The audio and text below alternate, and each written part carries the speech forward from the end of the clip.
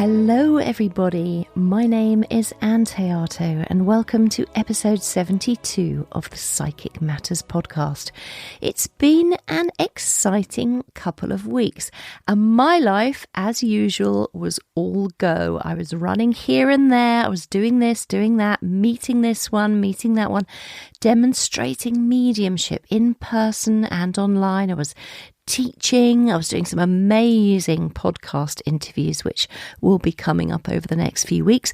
I was meeting friends for picnics and taking my canoe out on the river. I was also studying really hard for my CSNUT exam, reading loads. I upcycled some wonderful old table mats that I found in a secondhand shop. I cycled to a beer festival and safely home again, ate pizza from a pizza oven, laughed with friends, and then everything changed just 4 days ago on Monday morning. Yikes!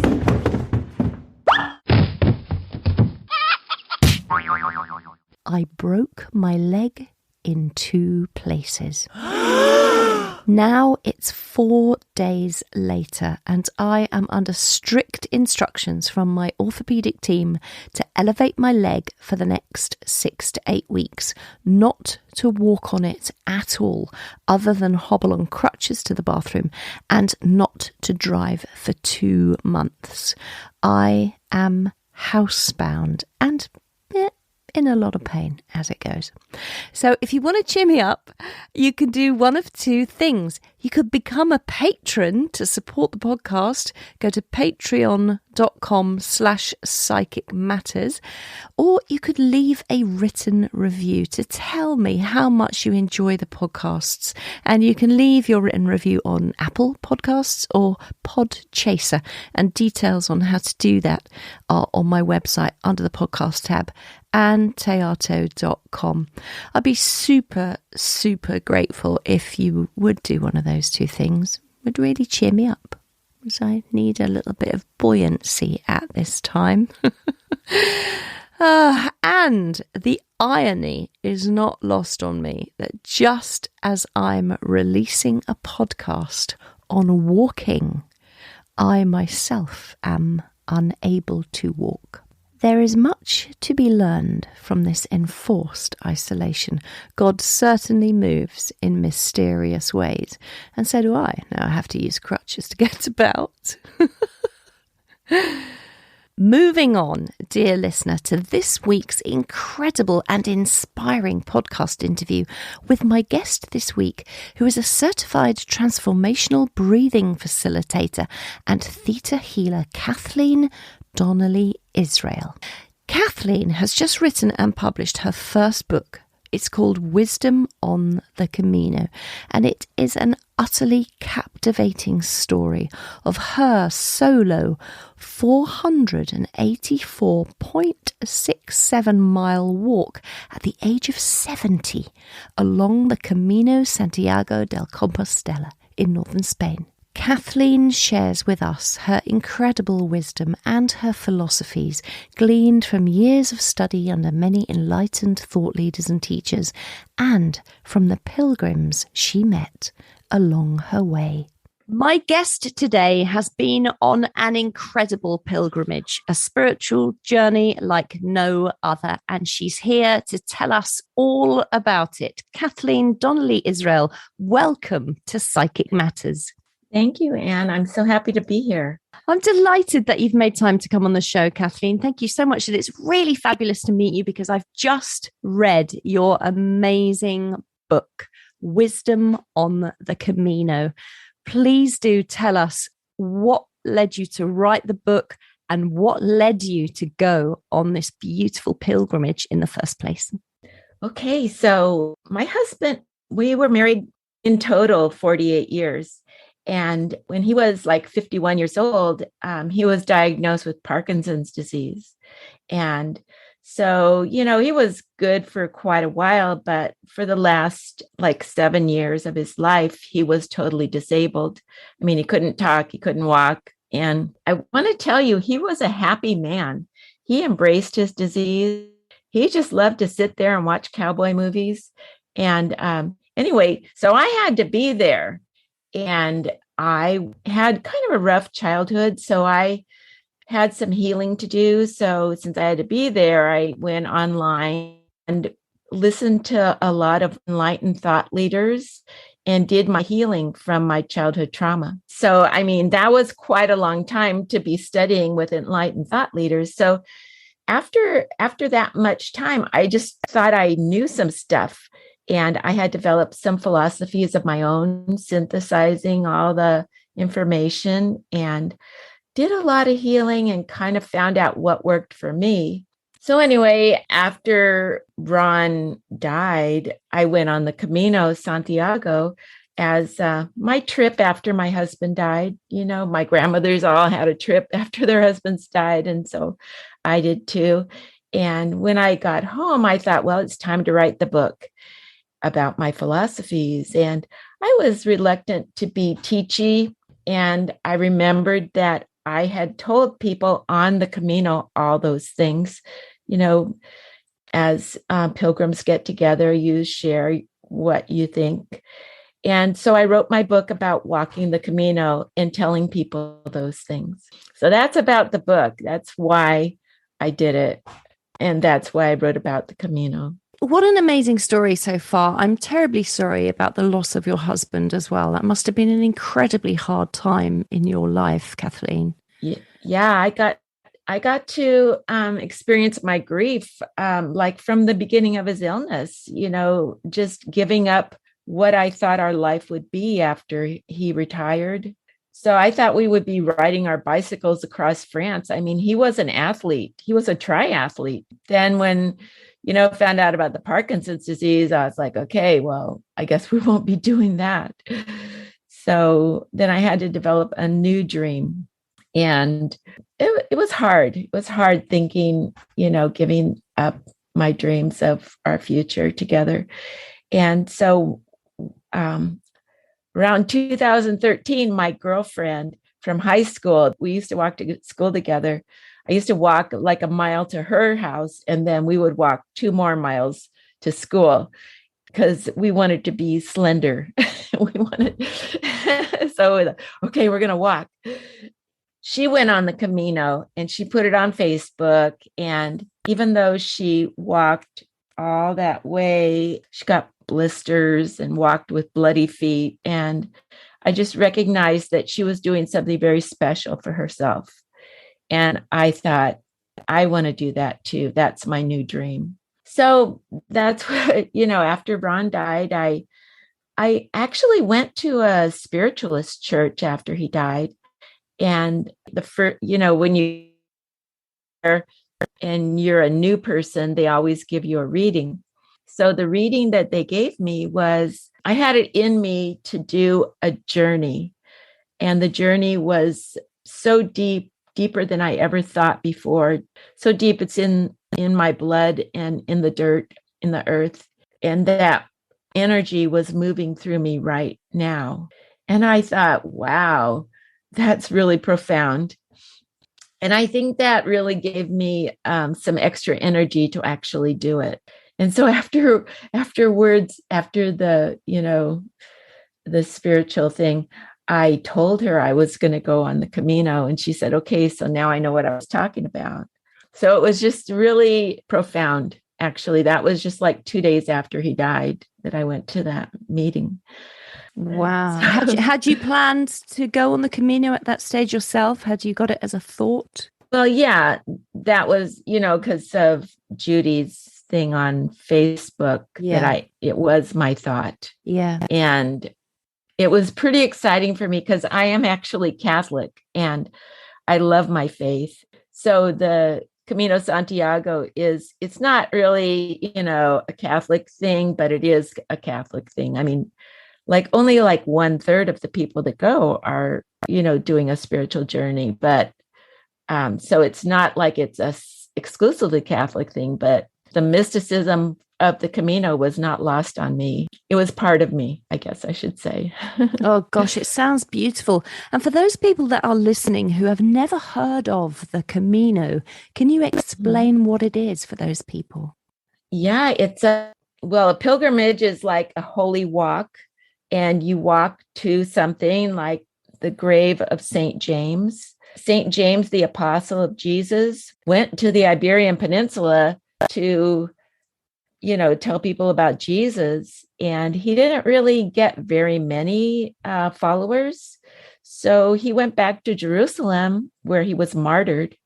And then the people there, or the angels, or whatever the story is, brought him back to Spain and buried his body in Spain. And then around the 1200s, they were trying to get the Moors out of Spain.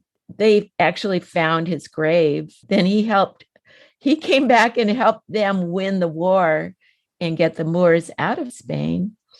And then people thought St. James was really great. And so they started having a pilgrimage to his grave. It started in the 1200s. In the 1900s, they resurrected the Camino and found that most of the Camino was still available to walk. There were some sections where the freeways had been put over the Camino. So they have a lot of underpasses under freeways. And actually, I did walk on the freeway for quite a while sometimes. The Camino Frances is the one I went on the first time. And just last year, I did the one from Lisbon, Camino Portuguese last year. But the first one was the French way. And how long are they for somebody to walk it? How long does it take them? Oh, well, I'm kind of a special case because I'm an old lady. And also I have a problem with my foot. I mean, I would say 35 to 45 days is a good amount of time to take. I think if you go too fast, I think that's one reason why people get blisters, because you're not doing your foot care like you should along the way. I did not get blisters, but I wear negative ion socks. So I think maybe that might be why they just put negative ions into your feet. And so I think that really helped. And also I took my shoes off every time I stopped and kind of massaged my feet. I forgot your question. I got lost. Sorry. No, that's great. It's fascinating listening to you. It's so fascinating. I was just asking how long it was. So is it 400 something miles? I was there. It's 500 miles, I guess 800 and something K. It's actually 489 miles, but we're not going to mince, they're saying it's 500. I'm okay with that.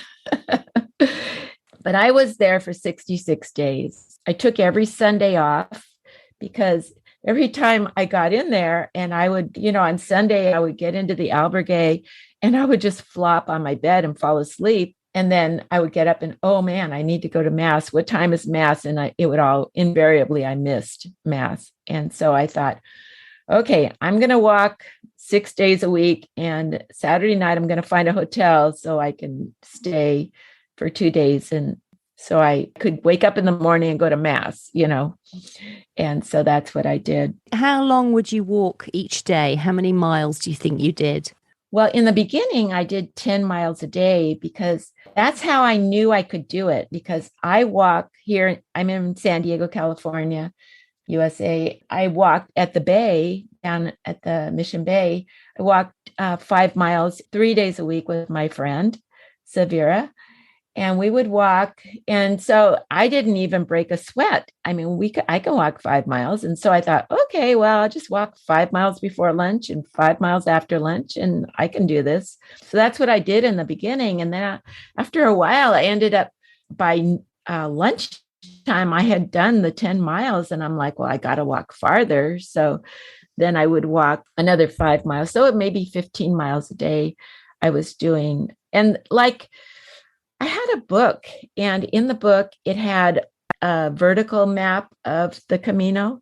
And so I could see ahead how, the altitude would be that day. If I was going to have to walk up a mountain, maybe I would not walk 15 miles. I would walk maybe 12 or 13 because I knew it was, it was going to be more difficult and I'd be more tired. So I factored that in. I usually found me a place to stay the night before. So then I looked at that altitude map and I'm like, okay, well, maybe I should stay here because that's kind of hilly. What were you carrying on your back? What were you carrying with you? Yeah, I had a pack. It's so great about the Camino because, I mean, it's not a third world country, right? It's, there's stuff along the way. If you need anything, you can buy it. If you need food, you need water, you can buy it. And so I didn't have to carry so much water, so much food. I didn't have to have a tent, just a sleeping bag and my clothes, really, and my toiletries. So I weighed my pack the first day and it was 10 kilos. And my brain doesn't do kilos. We're doing pounds and, ounces over here. So I didn't really know what that meant, but some guy told me that was good. So I'm like, oh, good. But after a while, I did get rid of some of my stuff that I brought with me. I sent it back home because I felt like I needed a lighter pack. So I just carried my pack, and my plan was to carry my pack the whole way. I mean, I was so gung-ho, I'm doing this, When I got ill, I had to have my pack transported for me, or else I would have had to just stay there. So I did stay sometimes when I was ill, and then sometimes I just had my pack transported. And that's the thing, some people just have their pack transported the whole way. You could take a suitcase. You don't even have to take a pack. You could just have it transported. But anyway, I thought I would, I thought I would take it the whole way. And this last time in Portugal, I did take my pack the whole way. There's a service there. I mean, there's services on the Camino. You can take a cab if you get tired. There's buses, there's trains, there's, all kinds of stuff along the way. And there's more than one service that will take your pack. So you just go to a hotel, or some albergues are okay with that. Some are not. And you just get this little envelope and you put like €5 or €3 or whatever they say they want. And you call the number on the envelope and tell them where your pack is and tell them where you want them to take it in the morning. Of course, you write all that down on your envelope. And then they have a little rubber band on there, and you can pin it to your pack and they pick it up for you. And when you get to where you want to go, they'll, it's there. So you can do that. Yeah. If you need to. And then the albergues that you speak of, what are those? So it's a giant room with bunk beds, and sometimes it's not so big and sometimes it's very big. Sometimes they have 50 bunk beds in there, and sometimes, there's 8, depending on what it is. And they have a bathroom. A lot of times they have a kitchen you can use. So you can just buy food. They have all the dishes and the pots and pans and everything there. And sometimes there's stuff there that other people left, like a lot of times there's lots of food on the table because people didn't want to carry it. They bought stuff for breakfast and they're like, yeah, I don't want to carry this. So they leave it for somebody. But if there's a grocery store in town, they usually have a kitchen so you can cook. If there's a restaurant in town, they'll tell you, okay, so they have a pilgrim meal at this restaurant. You should go there for dinner. And the pilgrim meal is maybe €12 or something. So sometimes there's nothing else in town and they have to provide the food. So you have to give them some extra money for the food and they'll provide dinner or breakfast too. And I think I remember reading in your book that the pilgrims are meant to keep moving along. They're not meant to stay in one place for very long. So you can only stay one night in the albergue. So if you get sick, you have to find a hotel. Like I got sick a few times, so I had to go to a hotel. But also the pilgrim meals are only for one night. If you go back the next night, they don't like it, because they're doing this service for the pilgrims and they don't want you to abuse their service. It is actually cheaper and they're not making as much money on the pilgrims. They don't want you to keep doing that because if you keep doing that, you're not really a pilgrim. You're a townsfolk. Yes, of course. And then pilgrims have a passport that they need to get stamped. Yeah, so you can get it online, or if you start the Camino in a place where they have a pilgrim office, you can get it there. It's like kind of a cover stock piece of paper, and it's got all these squares, and each place you go, you have them stamped it. And then when you go to the next place, that person sees all your stamps and says, okay, this is a pilgrim, I'll let them in. They also record for the Spanish government where the pilgrims are each day, so they know where you're at. And wasn't there some worry at the end of your huge 489-mile walk where you perhaps were worried they weren't going to stamp it and give you the official certificate? I know that's something that needs to be said, right? Because I was told that you only, like the last 100K, you have to get 2 stamps a day. So you would get the stamp at your albergue and also at a restaurant where you ate. They have stamps there too, or the bar or whatever. And really, the people who only walk the last 100K, you can get a lot of stamps every day and fill up your passport. Because if you start at the beginning, you're going to need that full passport. And it was really uncanny. When I got to Santiago, I thought that I only needed 1 stamp a day since I came from the beginning. And they said, no, you need 2 stamps a day, the last 100K. And I was just like, oh, man. And so they were like, kind of talked to the manager and stuff to see if they should give it to me. And I said, well, look at it. I was here every day. You can see that I was here. I did it, And so finally they gave it to me, but I was just like, oh, gee whiz. I walked the whole way and they weren't going to give me my my certificate. So sad, but they did in the end. So that was great. They did. So thank you, God. Yeah. And how did it feel when you got to your final destination? The final destination is the Cathedral of the Santiago de Compostela. Yeah. And when I got to Santiago, I mean, all along the way, there's arrows to follow, just arrows to follow, arrows to follow. And so I got to Santiago and the arrows stopped, and I was like, okay, I can see the cathedral. How do I get there? And so I was just looking around and this guy saw me and he kind of said, okay, I'll, follow me. In Spanish. He was tethered to a developmentally disabled guy, kind of like an angel, right? So I followed him most of the way.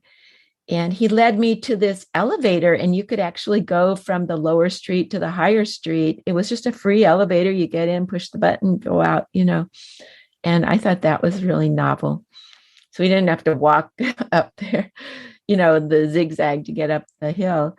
But anyway, at the end, I thought, no, I don't want to follow somebody. So I kind of got away from him and was trying to find it on my own. And I heard the bagpipe and I knew I was close. So I followed the bagpipe sound and there was the bagpipe. And it was so incredibly powerful for me to walk. I love bagpipes myself.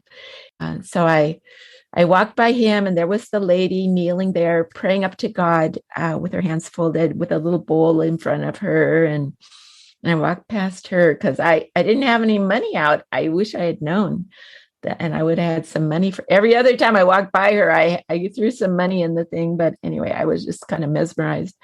And I walked through the arch. There was the cathedral and it was huge. And I walked into the palazzo or whatever it is. And there are all kinds of people there just sitting in front of the cathedral like they were basking in the glory of the cathedral. It was so beautiful. And it was like they were at the beach and the sun was shining on them or something. And so I walked in and there were people who had just gotten there and the people who had been there a couple of days, actually. And I asked this lady, if I take your picture, will you take mine? And she said, well, I don't need a picture, but I'll take yours. So put my hands up like in a victory pose. And she took my picture and it was just really amazing to be there. But that whole week before I got there, I was like a short timer, and that I could just feel, I really felt sad that I was almost done, Kind of like you said, you were sad that the book was almost over when you read it. Yes, I was. After I finished it, I was like, oh no, I could have carried on reading it. It must have been such a euphoric moment to reach that cathedral. It must have been amazing.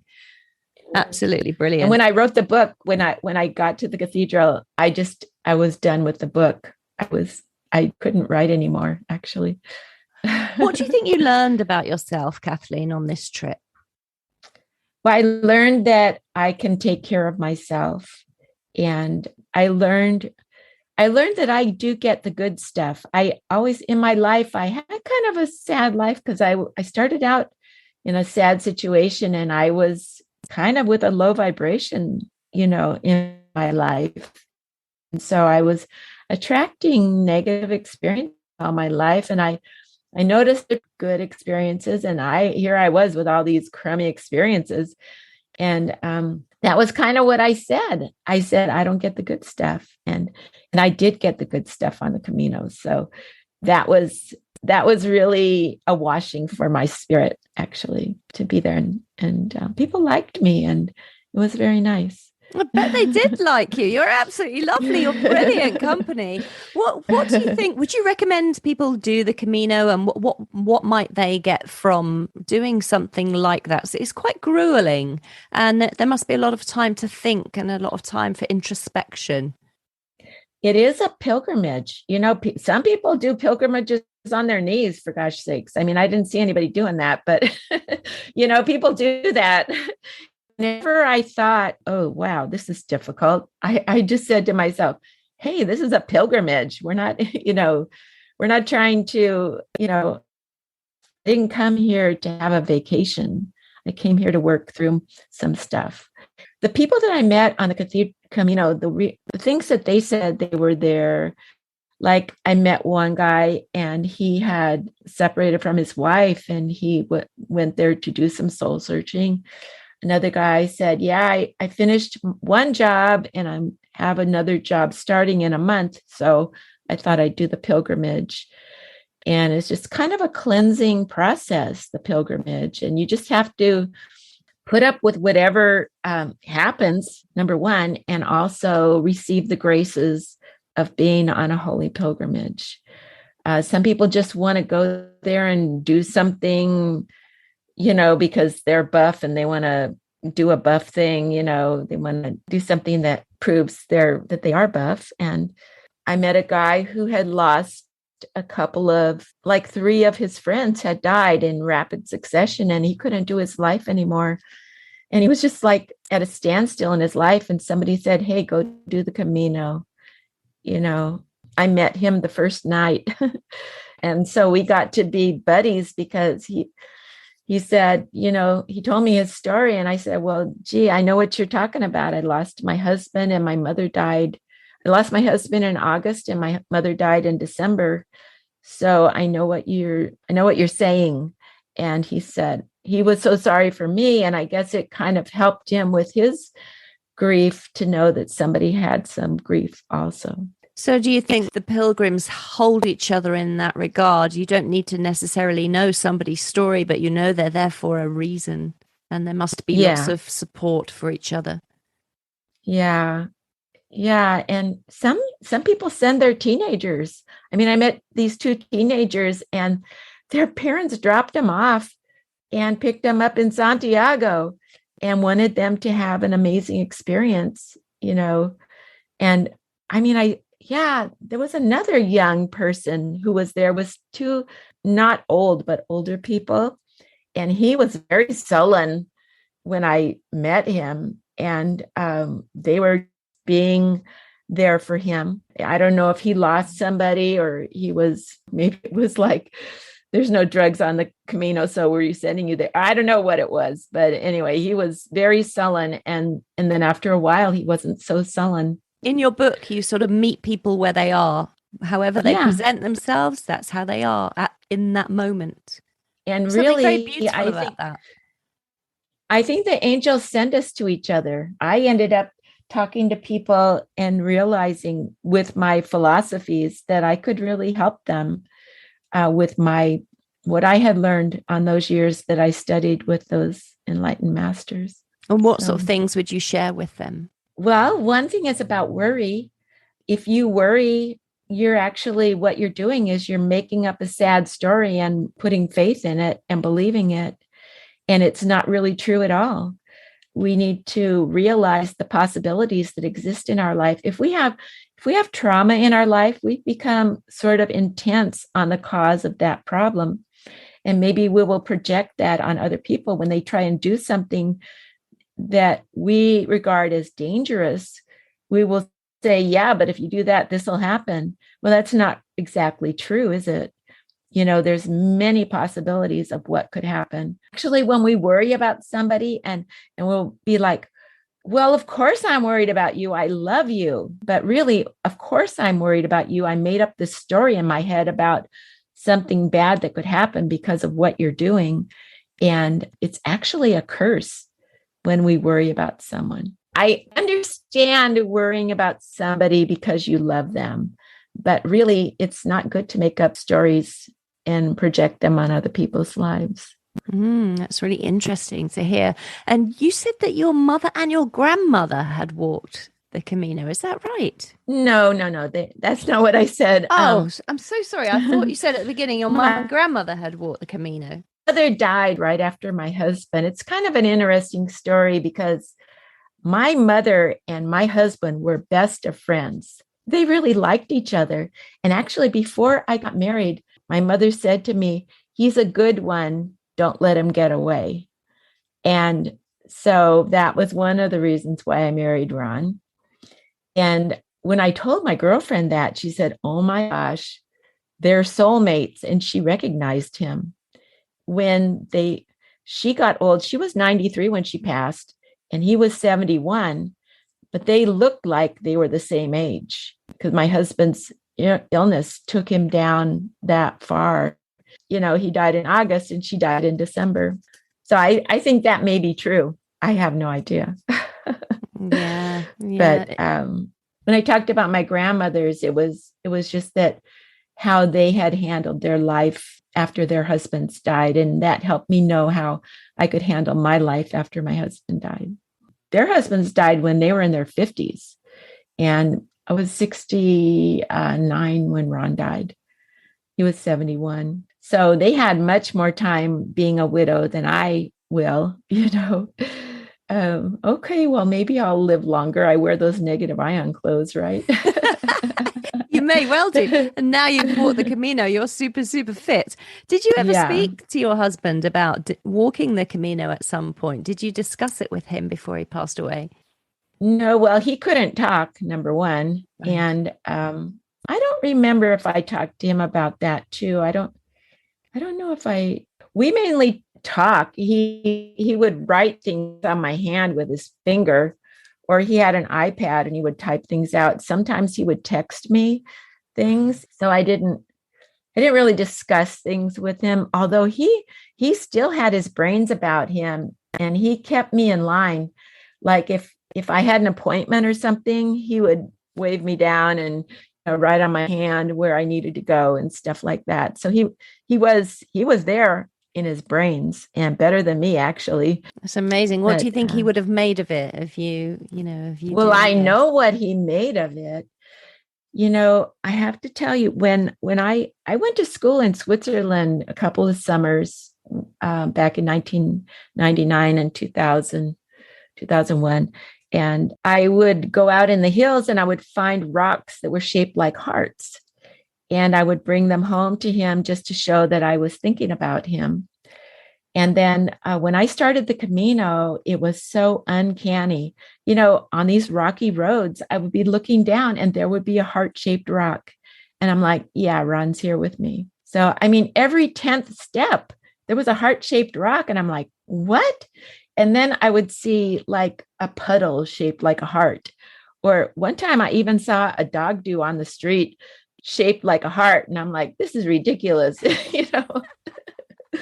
that's so beautiful. He was with me. Yeah. He was definitely with me. That's amazing. And you've got grown-up children. What did they think of you going off at the age of, may I say, 70? 69. Yeah, 69. I was 69 when I started. I'm 73 now, and I'm going next year to the Camino del Norte. But let's see. Four of my children live in Texas, so they're not even close. And the one who lives here, they all were just very supportive. Ron and I were very active. We always walked everywhere. And really, when he was ill, I took him everywhere in the wheelchair, and he kept closing his eyes, so he couldn't have an electric wheelchair. I had to push him.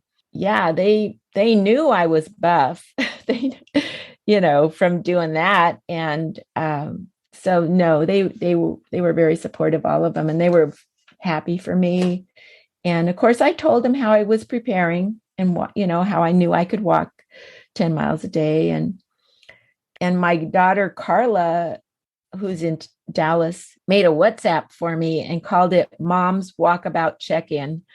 And so I actually checked in with them every night. And if I didn't check in, somebody would be, okay, Mom, where are you? What you doing? And so then I would tell them what was going on. And so they were there with me, and they would send me pictures of things that happen at home and of their kids. And, That is so great. It's nice to have somebody checking in on you to make sure that you're okay as well, without interfering in the actual process of what you were doing. I just think that's really ideal.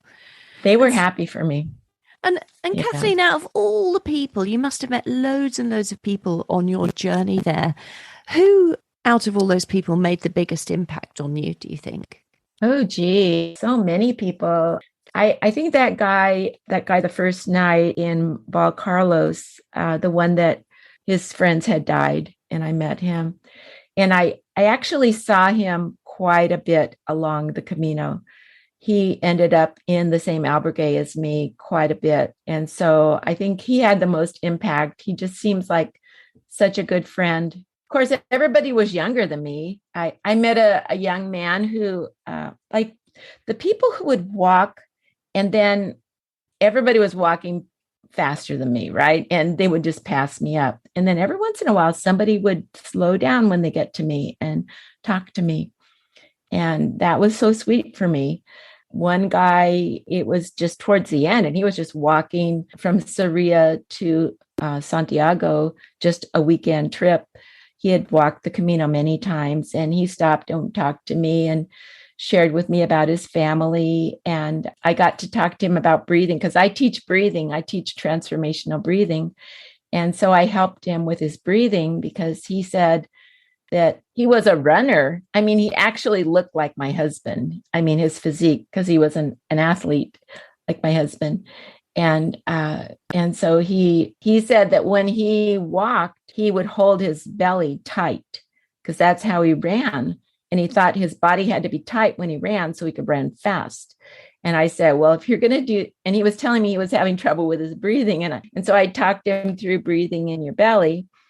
And I said, that's really important. You need to get more air. That's what I did. When I walked, I breathed in 6 and out 2, in 6, out 2. And the relaxed exhale, it's like when you breathe out, you don't blow the air out, you just relax and the air goes out. And so you just like that. And it's not a forced, it's just like you're cleaning your glasses or something. And so I was just walking him through how to breathe. And that really helped him, and it made me feel good. And then he wanted to help me by helping me speak Spanish. And there I was, finally someone to talk to, right? And I just wanted to talk. He wanted me to speak Spanish to him. And I was like, oh man, this is going to take my brains. I'm not going to enjoy this. And so it was kind of funny that he was trying to help me, and it was making me stressed out. Oh, that's so sweet. They say, Kathleen, that pilgrims lose a lot of belongings on their journey. Maybe they discard them. Maybe they just leave things behind. I know in your book you talked about leaving your walking sticks behind that you had to help you walk with. Yeah. Why did you leave those behind? Well, I left them behind by mistake. It was right before I met that guy, right after Sarria. And the guy in the albergue, they call him Hospitalaria. And he was the guy that took care of the albergue, and he was also the cook. So he came around 2:00 in the afternoon, got everybody in, cooked the food, got everything cleaned up, and set the coffee for the morning so we could turn it on in the morning. And then he would leave and wouldn't come back till 2 o'clock the next day. And he said, when you leave, make sure you take everything because you're not going to be able to get back in. So that morning I left my poles. When I realized it, that's actually how I met that guy. Actually, I was walking along and I'm like, oh, I forgot. Oh no. I went, oh no. And that guy said, what happened? And I said, I forgot my poles. And then I just realized that when I had my poles, they were right out there in front of me. And now they weren't. And I felt like the Camino was the only thing in front of me. And it felt good. It felt like it was a lifting off of, like you say, it lifted something off of me. And he said, you sure you don't want to go back? And I'm like, I'm sure. This is great. And he said, well, there's some hills between here and there. And I thought about it and I'm like, nope, I'm good. And so that was pretty amazing. And I knew I couldn't go back anyway. Yeah. Yeah. Shedding. I mean, you shed belongings, don't you? But you must also shed beliefs and outdated thoughts and things like that along the way, that when you've got so much time because to think. You're talking to each other and you get a new perspective from talking to other people. Yeah. And you can really find out some stuff. I mean, I love listening to podcasts because I find stuff. I love your podcast. And talking to people on the Camino is kind of like that. You find out stuff from really, interesting people. And so if somebody's listening to this, Kathleen, and they're really inspired by what you've just described and explained your experience, how do you think is a good way to spiritually prepare for a pilgrimage?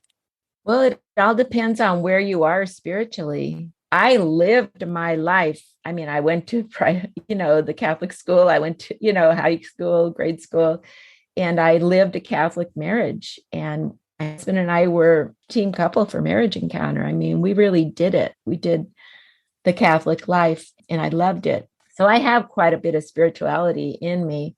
I think wherever you are with God, you can bring that with you on the Camino. There's the pilgrim blessing. You go to a church, go to the service, and then they call you up and bless you for the Camino. I was very interested to see that there were so many people standing in the back of the church. They didn't really want to participate in the Mass, but they did want that blessing. And they would come up with the pilgrims after Mass and get the blessing. And I just thought that was very interesting that they wanted that. But I mean, it's like, Catholic, get me out of here, something like that. Yeah, I think there's a spirituality in each one of us, and we have chosen it, and it's good, whatever it is. It's good. It's how we relate to God. God relates to us. I don't think there's any special way. It's just my life. That's all. And the spirituality part. I guess sort of answering my own question, listening to you talking there about all of that where I said we meet people where they are. So I guess we meet God where we are when we begin. This is where I'm at. Absolutely. Come with me. Absolutely. And faith is a gift. And the level of our faith is our gift from God. We can ask God for more faith or whatever. That's probably a good thing to do. But God calls us. We're actually first issue of God. I know my kids used to say, Mom, you're Catholic enough for both of us, And I'd be like, no, we're all first issue from God. God does not have any grandchildren. We are all me, God. That's it. It's not like your grandmother. You can, I'm holy because my grandmother was. No, it's like, it's a personal thing. I love that. Always. I love that. I've never heard that before. That's a really lovely way of looking at it. So you've written your beautiful book, Kathleen, Wisdom on the Camino, a spiritual journey sharing forgiveness and possibilities to inspire the rest of your life. Where can people buy this? You can get it on Amazon. You can, that's where I self-published. I joined the self-publishing school. That's the name of the school, self-publishing school. And of course I gave them a bunch of money, but you know what? They helped me output the book, and they lead you to publish on Amazon. It's very easy to publish on Amazon. It's amazing. Thank you, God. So you just put wisdom on the Camino and it comes up. Did you write it as you went, or did you write it when you came back? When I came back, I did not even know I was going to write a book. I had all this evidence of my Camino. I had all the stuff that I told my friends on Facebook. I had my WhatsApp. I actually told my children the gory details. I just said the fun stuff to my friends. And then I told my kids the gory details. And I had all the pictures that I took. And I had my pilgrim passport, so I knew where I was each day. So between all that evidence, I sort of mapped out the book. And really, when I went to write the book, I actually didn't start with the Camino. I wrote down my teachings, and I thought those would be chapters. And then when I decided what I was really going to do, I kind of put the names of the people that I told those things to under them. And that's how I mapped out the book. It's absolutely brilliant. I loved reading it. It was just so simply written and so beautiful to follow. It's a real page turner. So I tried to put the words that I used to my friends and my kids. And, I didn't want to write from San Diego. I wanted to write from the Camino. So the words I used when I told people about it, I used those words in the book. And then, of course, things that the words that I wrote down made me think of different experiences. And so some of those I had to just write what I remembered.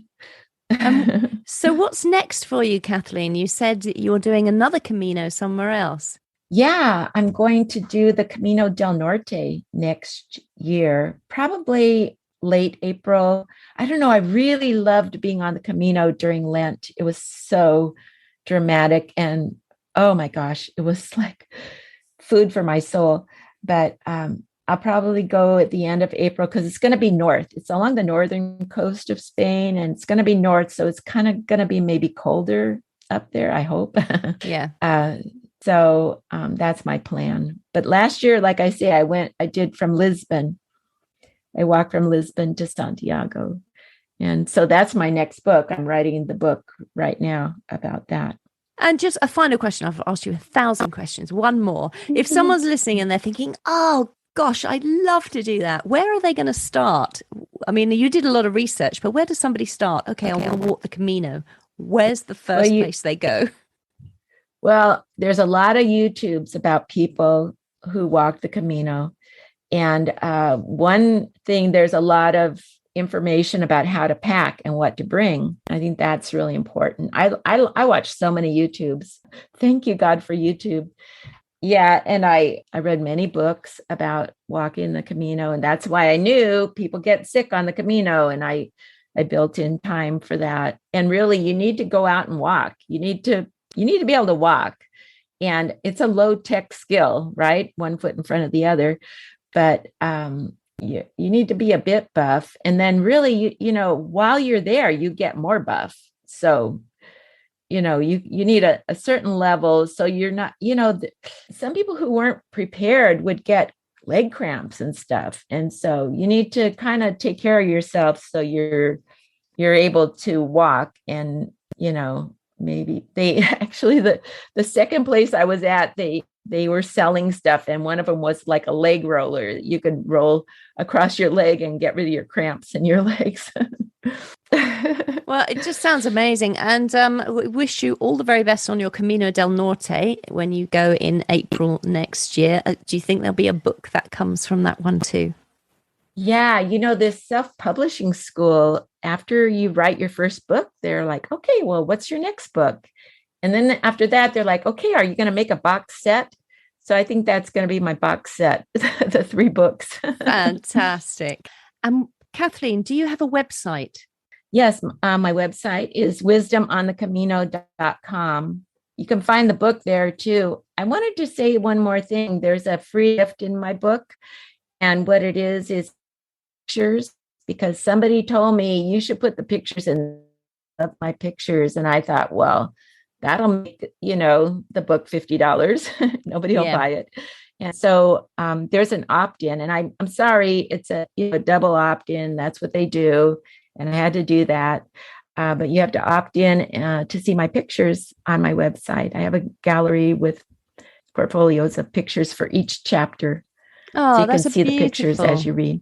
Beautiful thing to do. Kathleen, I wish you all the very best with it. And thank you so much for coming on and sharing your journey with us. It's been absolutely fascinating listening to you. Well, thank you very much. This was fun for me. Kathleen Donnelly Israel there, everybody. What an absolutely inspirational lady. Please do go and buy her beautiful book, Wisdom on the Camino. If you go to Kathleen's website, wisdomonthecamino.com, you will find access to the book there. And it's so beautifully written in these beautiful short chapters, and it will keep you turning the pages. And I hope it will inspire you to make a pilgrimage of your own, however long, however short. Take some time out to walk with your own soul and let your God speak to you.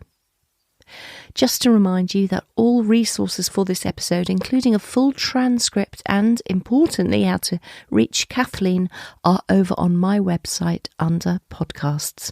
So do head over there and you can pick everything up on the show notes for this episode at anntheato.com, ANNTHEATO.com. Gosh, I'm even forgetting how to spell my own name.